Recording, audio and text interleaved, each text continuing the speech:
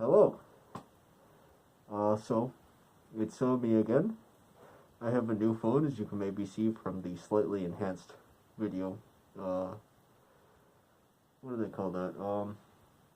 Quality. And as you can see, I'm not in my usual location. I am in a different location, which has better lighting, and it has this very nice painting here. And this nice one here, the difference is that one's original and that one is a copy. Or I would assume, I don't think I could afford something like that. So, also this isn't bad either. I like this. There's a window behind that, not a hole in the wall. Well, technically windows are holes in the wall. Anyway, today, my friends, we'll be going over this. And this is very interesting because it is not, well, it is an SR6, but it's not a British SR6. It is a Turkish SR6. And I thought this was an ST10, but I was proven wrong because the ST10s came later. This is a true Turkish SR6. It was made in 1989 by MKek, who apparently makes all their masks. If we look down here, we can see it says NRH, which I don't want to guess, but it's probably something like normal right hand, like a size medium right-handed mask. But really, I don't know. I don't speak Turkish. And then there's also the manufacturing roundel there.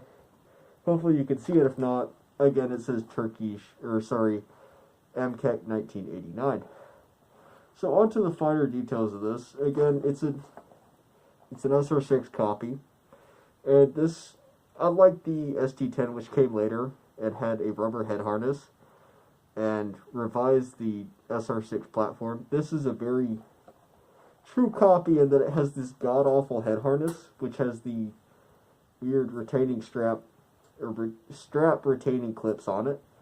So you get to deal with that, which is awesome. If we go to the inside, this is where it actually shows some differences, which is that it does not have that weird inflatable face seal like the SR6. If you've handled one, you know there's a little drinking tube there. Oh, the British SR6, sorry. There's a little metal drinking tube kind of stub right there.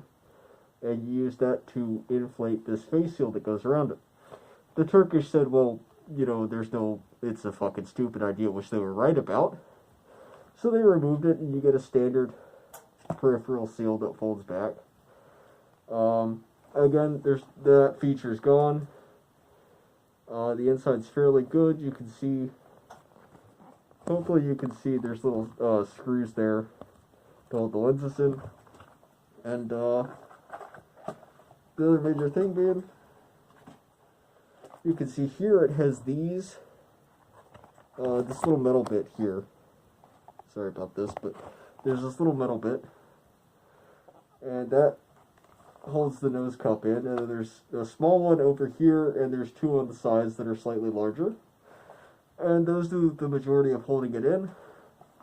The other component holding it in being that the entire diaphragm assembly is wire that has been then some kind of electrical tape that's been melted.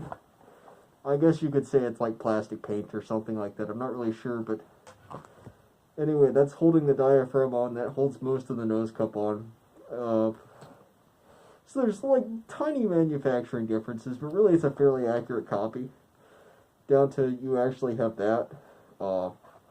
Again, this review probably makes a lot more sense if you've ever handled an SR6 or seen good footage of one, but really this is a fairly faithful copy, for better or for worse.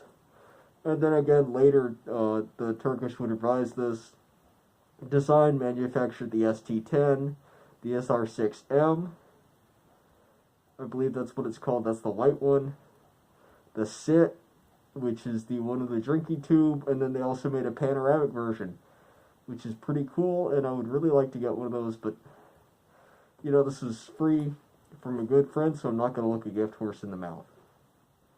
So, yeah, that's basically it. If you're watching this, thank you for getting this far, and PurgeNet, I love you. Take care now.